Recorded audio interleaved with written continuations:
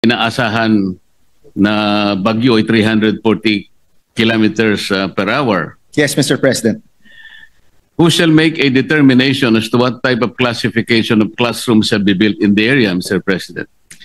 Ang DepEd po, Mr. President, meron siyang minimum standards, performance standards na sinusunod per area. Alam din po ba ng DepEd yung mga data tungkol sa wind load o pressure? Welcome back to Master Kalog, and don't forget to subscribe and click notification bell for more updates.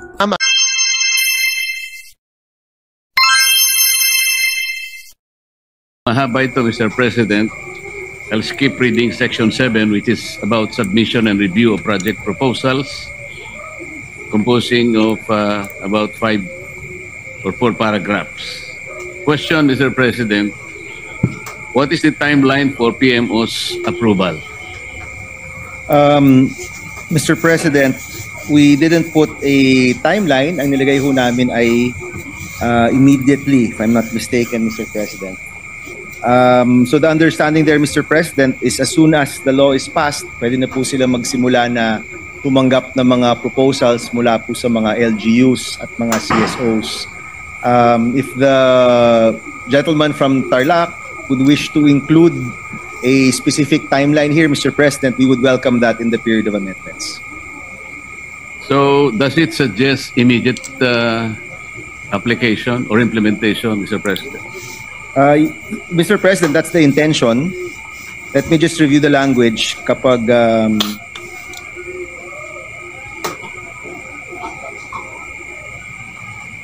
Mr. President, we included the word immediately in the special provisions in the GAA, but we did not include it here, Mr. President. So if you wish, Mr. President, we can include a word or phrase that refers to expediency in Section 7, Mr. President. Thank you, Mr. President, for the accommodation. How do we ensure that this process will not be a source of bottleneck in the approval process? Imbes na maingganyo ang private sector na sumali, baka mas lalo pa silang magalit sa gobyerno, Mr. President. Yes, Mr. President. Sa totoo lang, Mr. President, that's really a matter of implementation and oversight. Nakita naman po natin na sa taong ito, 60 lang po ang nagawa ng DPWH na total classrooms. At yung sinusulong po nating modality na ang mga local government unit ang magsasagawa, ang nakikita po natin ay ang mas mabilis na paggawa. Now, kung maging bottleneck po yan ng DepEd, meron po tayong joint oversight committee na kung saan we will exercise our oversight function para masigurado po na mabilis ang pagsasagawa po ng DepEd at hindi po maging bottleneck nga po, no? And Mr. President, because we've been working with DepEd hand in hand, no, in developing this bill, nakikita rin po nila yung pangangailangan at yung matinding pangangailangan na sa tamang panahon ang paggawa ng classroom at sa tamang presyo. Kaya Mr. President, alam rin po niya na lahat tayo dito nakabantay. In fact, one of the biggest increases in our budget is specifically for the classrooms. Kaya masasabi natin, Mr. President, lahat tayo nakabantay dito, ang DepEd, alam rin niya yung kanyang responsibilidad, and we're hoping, Mr. President, na sa madaliang panahon, magiging mas mabilis ang pagbuo po ng mga classroom. Thank you for the assurance, Mr. President. Now, in regard to the classification of classrooms, the committee report differentiates the types to be built under the classification of the classroom acceleration program into 2. Category B refers to classroom buildings designed to withstand a wind load up to 270 kilometers per hour, and Category D, which refers to classroom buildings designed to withstand a wind load up to 340 kph. Mr. President, with increasingly stronger typhoons visiting the country every year, is it worth creating a difference in wind load?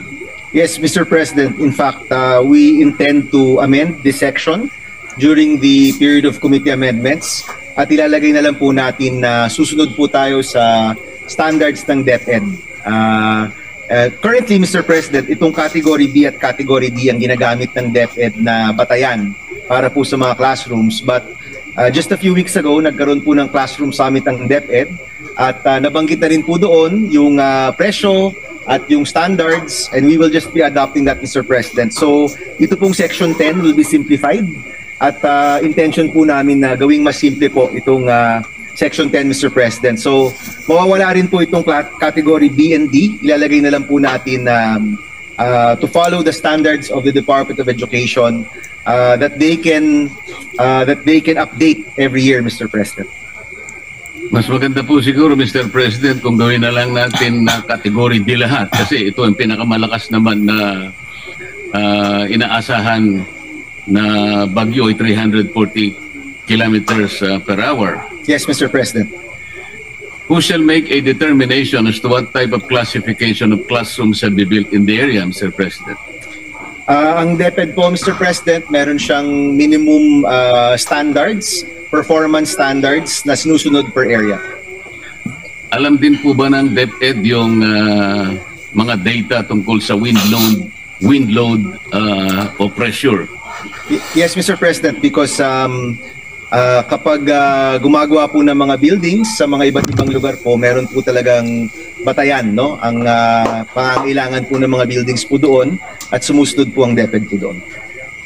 Mr. President, ayon po sa Philippine Institute of Development Studies report, isa sa mga lugar na may pinakamalalang classroom congestion ay ang NCR. At ang naging tugon dati ng DepEd dito sa lumalalang classroom shortage ay planong pagpapatayo ng medium to high-rise school buildings. Opo. Ang tanong po, mayroon na bang naging follow-up tungkol dito? Mr. President, sa totoo lang po, this year wala kasi 60 lang po ang nabuo ng Department of Education. Ang pangangailangan po sa NCR ay ano po talaga, no? High-rise na po siya at lampas na po siya dun sa cost per classroom, no? However, Mr. President, we did include in the bill, and this is from Senator Lacson's interpellation, a provision for lease and purchase of buildings outright. At posible, Mr. President, na itong pagbili ng mga building na gawa na unoccupied or pagrenta sa mga building ay maaari pong solusyon dito po sa NCR. Yung mga ibang syudad rin po sa NCR na mas may kaya ay posible rin pong gumamit ng sarili ng pondo para po sa pagtatayo ng classrooms, Mr. President. Kasi lumalabas po, Mr. President, above 5 floors, practically 7 million pesos per classroom na po yung presyo. At kadalasan po, yung mga LGU dito po sa Metro Manila, sila na po mismo yung nagbabayad para dito po sa mataas na presyo, habang yung DepEd po na lang yung tumutulong po sa kanila dito po sa mga pangangailangan po nila sa classroom. Meron na po bang mga natukoy na mga urban schools, Mr. President, na makakapag-accommodate itong mga medium to high-rise school buildings? Mr. President, currently wala ho kaming listahan. Ang Cavite at Pasig ay mga na-identify na po. But definitely, Mr. President, kapag napasa na po yung batas, I'm certain that many of these LGUs will start submitting their paperwork. We have also collated some of these requests, Mr. President. Pero sa totoo lang po, it will be up to DepEd to determine kung sino po yung unang makakakuha po ng bagong building. Interesado rin po kasi tayo, Mr. President, kung paano mapapacilitate ng CAP ang construction po ng medium to high-rise school buildings at kung paano po ito mapaprioritize sa urban areas, Mr. President. Yes, Mr. President. We are aware, Mr. President, na pagdating sa mga highly urbanized cities, kailangan ho talaga ng multiple floors na po, no?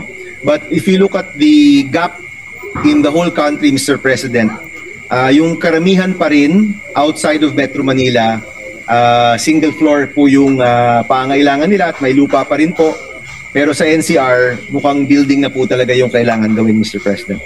Maraming salamat, Mr. President. Kaugnay sa mga impormasyon na inyong nalaman at sa mga issue na kaakibat nito, mahalaga ang inyong opinion at katwiran. Don't forget to subscribe, like, and share. Thank you for watching.